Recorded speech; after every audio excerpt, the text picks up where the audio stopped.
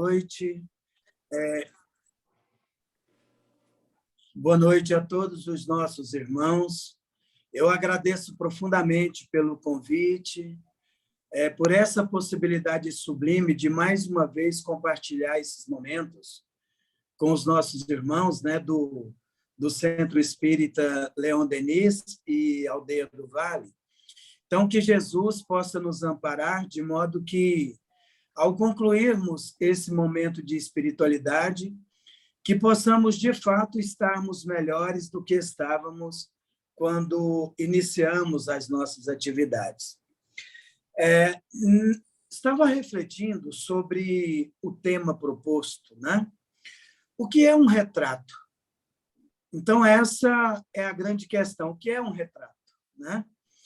É uma expressão muito utilizada pelos mais antigos, né?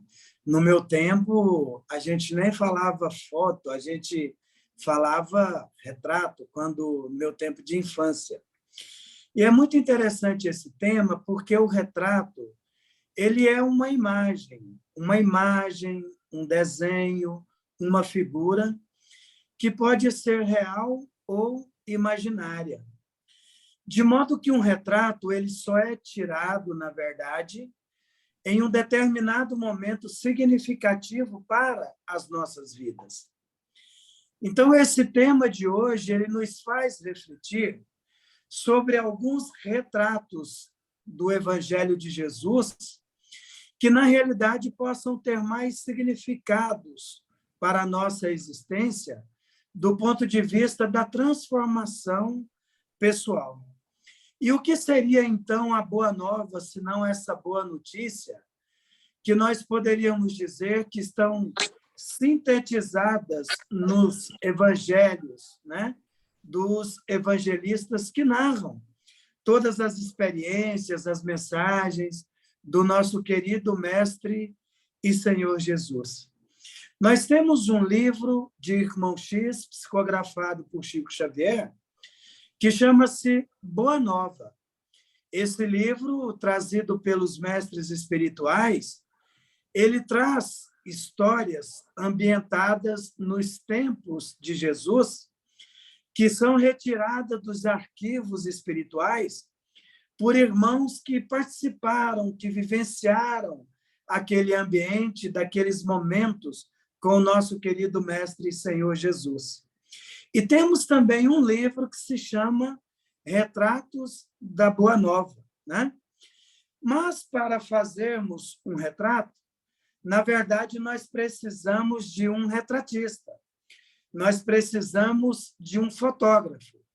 Então, nós vamos, nesse momento, utilizar de Cassimiro Cunha, lá no livro Parnaso de Além Túmulo, para apresentar a todos os nossos irmãos que participam desse momento, esse grande fotógrafo que fez esses retratos para a nossa reflexão da noite de hoje, que nada mais é do que não poderia ser outro senão a doutrina espírita, o espiritismo. E Cassimiro Cunha, ele nos diz assim: o espiritismo é uma luz gloriosa, divina e forte, que clareia toda a vida e ilumina além da morte. É uma fonte generosa de compreensão compassiva, derramando em toda a parte o conforto da água viva. É o templo da caridade, em que a virtude se oficia, em que a bênção da bondade é flor de eterna alegria. É uma árvore verde e farta, nos caminhos da esperança, toda aberta em flores e frutos de verdades e bonanças. É a claridade sublime do bem que aniquila o mal. É o chamamento divino da vida espiritual. Se buscas o espiritismo, norteia-te em tua luz. O espiritismo é uma escola, mas o mestre amado é Jesus. Então, é pela lente dessa câmera, né? Do Evangelho de Jesus, mas pela lente da doutrina espírita, que nós vamos refletir sobre esses retratos da Boa Nova. Então, tendo apresentado o fotógrafo da nossa proposta, nós queremos, então, iniciar com um pequeno retrato, que está no Evangelho de João, capítulo 14, versículo 6. Ali nessa passagem do Evangelho, o nosso querido Mestre Jesus, ele responde a alguns questionamentos, dizendo: eu sou o caminho, a verdade e a vida. E ninguém vai ao Pai senão por mim. Então, vamos fazer uma breve reflexão sobre esse retrato da Boa Nova.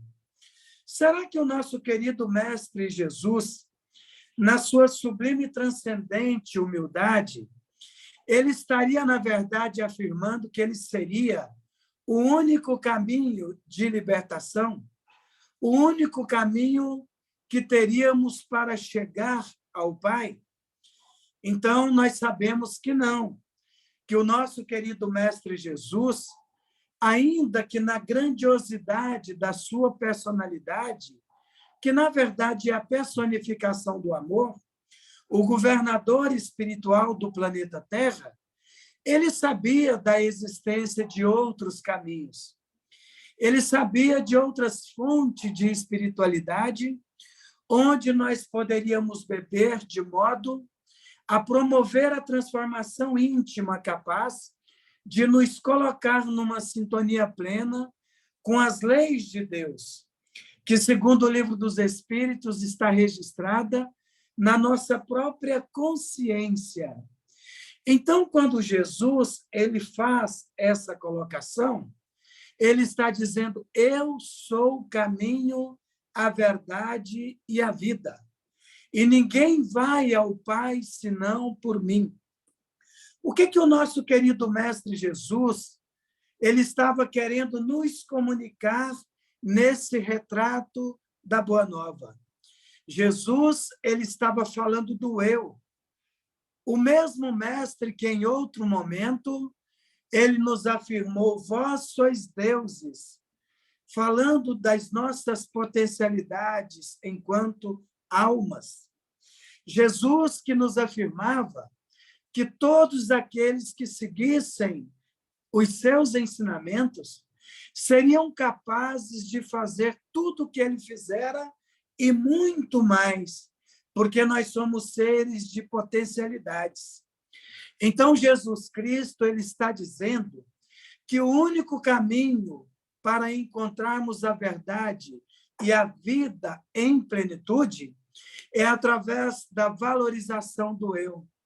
Não da valorização do ego, mas do autoconhecimento, conforme proposto por Santo Agostinho em O Livro dos Espíritos. Quando Allan Kardec ele pergunta qual é o meio prático e mais eficaz que tem o homem para melhorar a sua vida na Terra e resistir às influências do mal. E então Santo Agostinho responde: um sábio da antiguidade já vos disse, conheça-te a ti mesmo. Então, o autoconhecimento nos proporciona esse domínio do eu, que o nosso querido Mestre e Senhor Jesus nos sugere como ferramenta para alcançarmos os caminhos da libertação e o nosso encontro com Deus através das suas leis que estão escritas na nossa própria consciência. Então, quando Jesus ele nos orienta dessa forma, ele está nos dizendo na realidade da consciência de si. À medida que vamos tomando consciência, tal como nos dizia Platão no mito da caverna, nós vamos nos libertando da nossa própria, das nossas próprias ignorâncias, dos nossos conceitos pré-estabelecidos, dos nossos preconceitos, expandindo a nossa consciência em busca da verdadeira luz. Tal como diz Jesus no Evangelho de João, no capítulo 8, versículo 32. E conhecereis a verdade, e a verdade vos libertará. Então, quando Jesus nos propõe esse encontro, eu sou o caminho, a verdade e a vida, é porque o encontro com eu, através do autoconhecimento, ele nos conduz a essa verdade que liberta. E conhecereis a verdade, e a verdade vos libertará.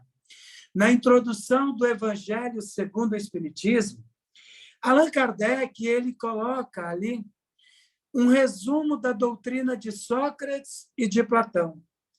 E ele dá a esses dois filósofos a responsabilidade de serem os precursores das ideias cristãs e necessariamente das ideias espíritas, das bases da doutrina espírita.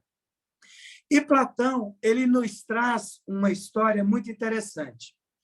Ele nos diz, é na verdade uma parábola, não é? Conhecido como o mito da caverna, que diz que um grupo de pessoas viviam acorrentados, afivelados pela sua própria consciência, dentro de uma caverna que tinha ali uma pequena fogueira para esquentar aquele ambiente, para aquecer as pessoas que ali viviam. E, em função disso, eles viviam voltados para o fundo da caverna. E eles contemplavam, com a luz da fogueira, algumas imagens que eram projetadas na parede de fundo dessa caverna. E eles conviviam com aquelas aparências de imagens como se fosse a realidade. Até que um daqueles homens, inconformados com aquela condição, com aquela normose, ele resolve encontrar o seu próprio eu, o seu caminho e verdade, e começa, então, a escalar as paredes daquela caverna. E ele, no primeiro momento, contemplando o ambiente exterior, ele quase que enceguecido pela luz, porque vivia na escuridão da caverna, no frio da caverna, ele começa a perceber que existia uma boa nova, uma notícia boa a dar aos seus irmãos que viviam dentro da caverna. E então ele percebe os pastos verdejantes, as pessoas que ali se encontravam, os animais, os pássaros, os insetos. Ele começa a perceber, então, que existia uma vida real para além dos limites daquela caverna. E depois de um tempo, cobrado pela sua própria consciência, ele resolve novamente descer a caverna para avisar os seus irmãos, em ignorância, que existia um mundo maior, que valia a pena fazer os esforços para quebrar as correntes da ignorância, de modo a sair da caverna e alcançar a verdadeira luz. Mas ele, quando lá chegou, não foi compreendido. Ele foi humilhado, desrespeitado, violentado, porque ele era tido como um louco, um profeta desequilibrado. E é exatamente dessa forma que as pessoas que insistem nessa condição de corrente da ignorância, que tratam aqueles que são os grandes mensageiros a nos trazerem esses retratos das boas notícias e os caminhos da libertação. Assim aconteceu com Sócrates, que fora condenado ao veneno da cicuta. Assim aconteceu com Jesus Cristo, que concluiu a sua encarnação no sacrifício da cruz, e outros grandes mestres da história da humanidade que vieram com o objetivo de nos tirar da caverna, nos mostrando a verdadeira vida e a possibilidade, o caminho para encontrarmos a luz através da libertação do eu, partindo dos grilhões que nos afivelam ao sofrimento, que é essa vivência das aparências do ego. Então, essa passagem, esse retrato da Boa Nova do Evangelho de João, capítulo 14, versículo 6, para a nossa reflexão da noite de hoje. E é muito interessante porque Jesus nos diz: vós sois deuses, nos mostrando que, na realidade, nós somos seres de potencialidades. E isso está registrado no Evangelho segundo o Espiritismo, no capítulo 19, se não me falha a memória, no item 12, numa mensagem, do Espírito Protetor, no item A Fé Divina e Humana. Quando lá no último parágrafo, nosso irmão, ele nos diz, eu repito, a fé é divina e humana. E se todos os encarnados estivessem bem persuadidos da força que traz em si, e se usassem essa força a serviço da vontade, seriam capazes de realizar coisas que até hoje estão chamados de prodígios, mas que nada mais são do que o desenvolvimento das potencialidades humanas. Então, à medida que nós resolvemos a fazer o esforço da expansão da consciência para sair da caverna da materialidade, nós começamos a despertar as nossas potencialidades e realizar os milagres na nossa vida, iluminando os nossos caminhos e dos nossos semelhantes, de modo a fazer refletir a mensagem sublime do Evangelho de Jesus. E, nesse sentido, nós temos aí uma outra mensagem, que é um retrato extremamente importante da história dos evangelhos, que está lá em Mateus, capítulo 25, de 14 a 30, que é a parábola dos talentos. Porque todos nós que estamos nesse mundo de provas e expiações, nós estamos em condições evolutivas diferentes. E, assim sendo, Jesus diz que, respeitando essa condição idiosincrática do ser humano na jornada da evolução, ele conta uma história de um senhor que saiu para fazer uma longa viagem. E então ele chamou seus servos, ele conferiu alguns talentos.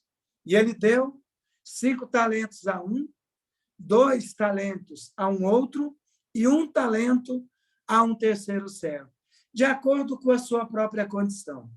E então ele disse que lhes daria aqueles talentos, mas que um dia lhes seria prestado conta daqueles bens que estavam sendo confiados.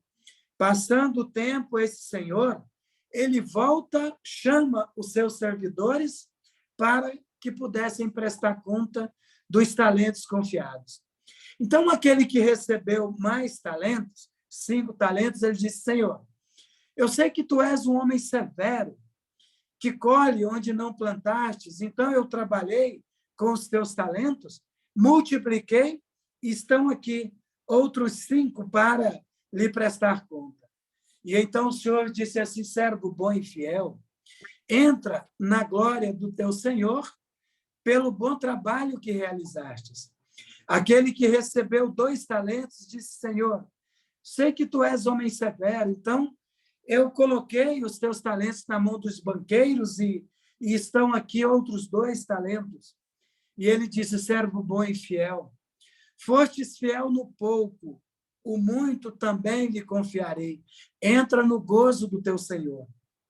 Mas aquele outro, que estava preso dentro da caverna da ignorância, com medo, depressivo, angustiado, nas limitações do ego, temendo a repressão do seu senhor, ele cavou um buraco no chão, enterrou aquele talento, temendo a atitude do seu senhor, uma vez que o seu talento poderia ser roubado pelos ladrões.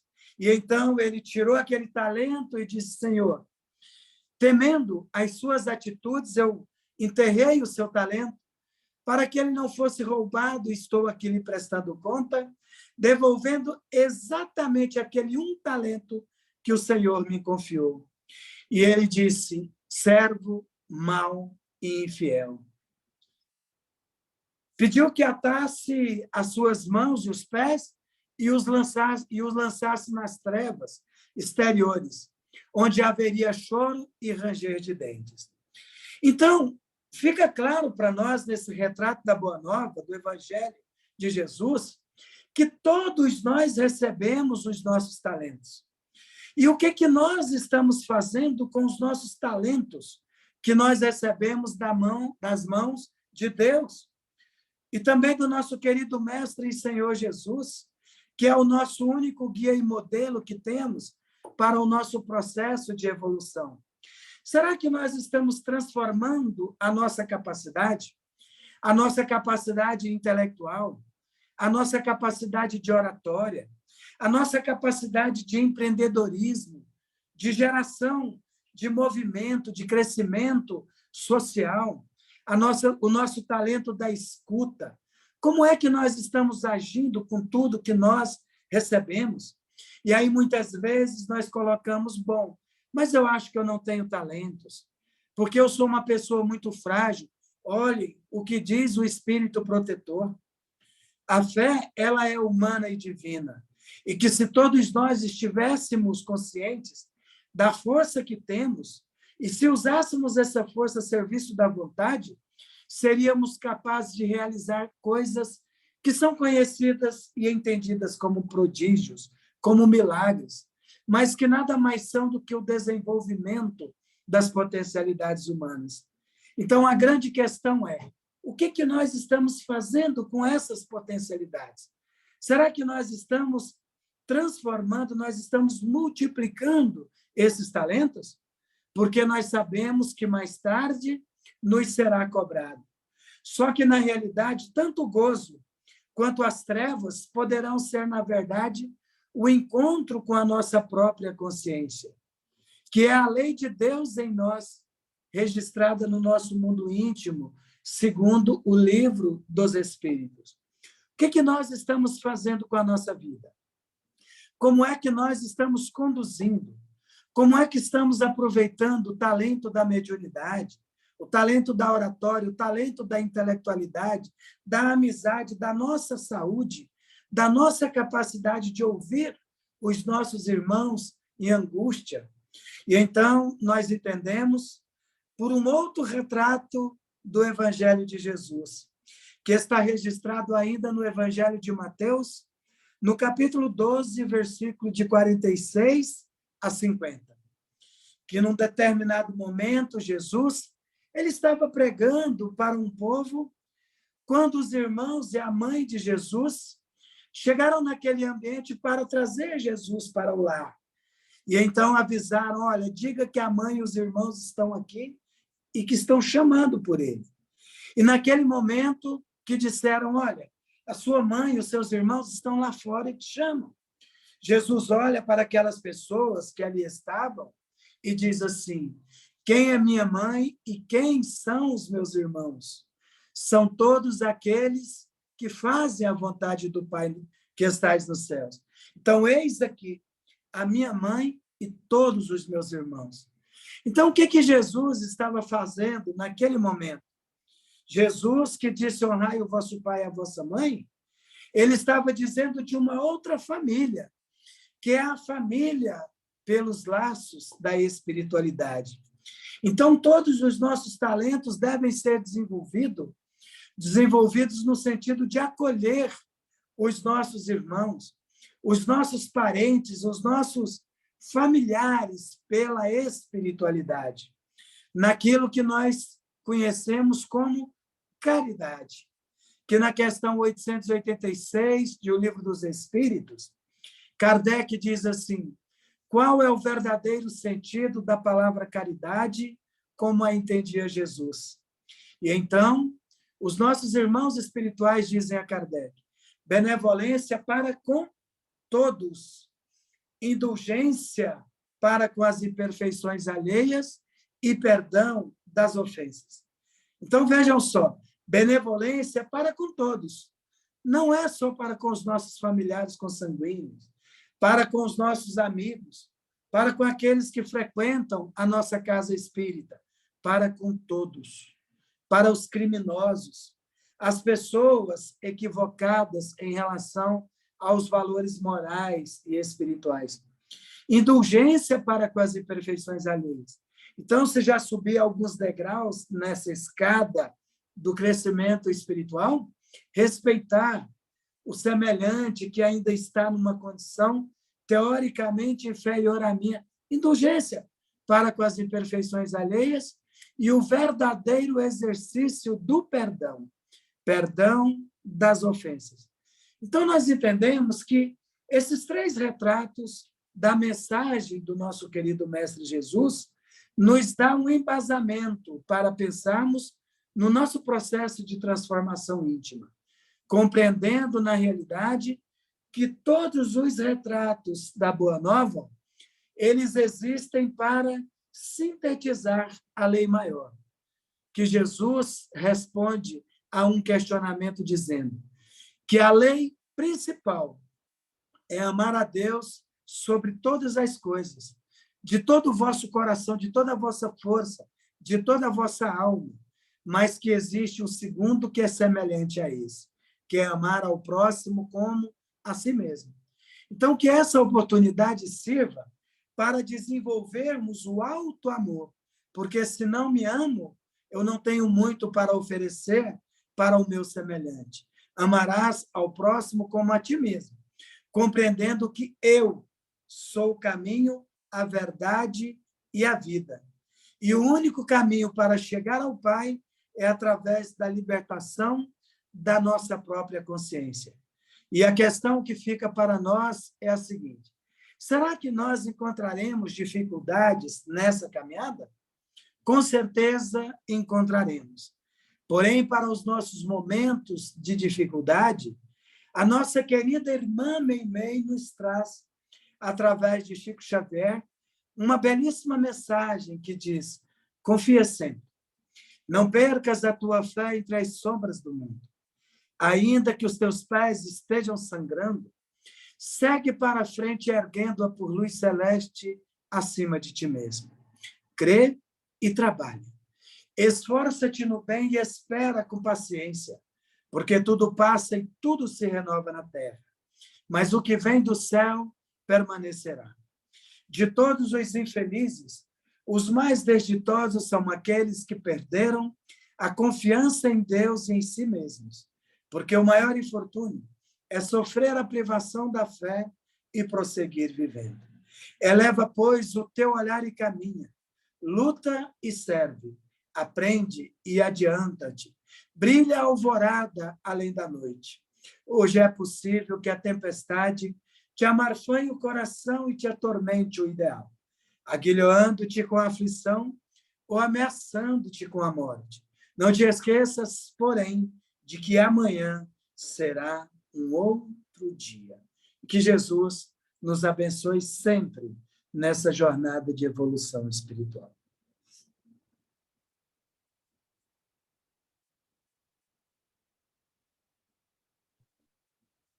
Cidinha, vou passar para você para agradecer o seu convidado, primeiro.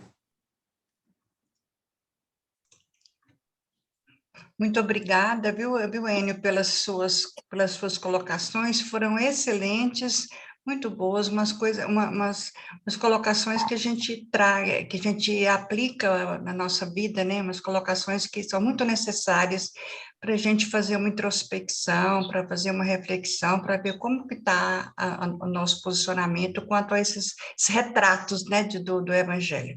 Muito obrigada, viu, Enio? E te esperamos aqui logo mais. Logo, logo. Obrigada, viu? Eu que agradeço pela oportunidade a você, ao nosso irmão Fernando, que possamos seguir juntos nessa caminhada.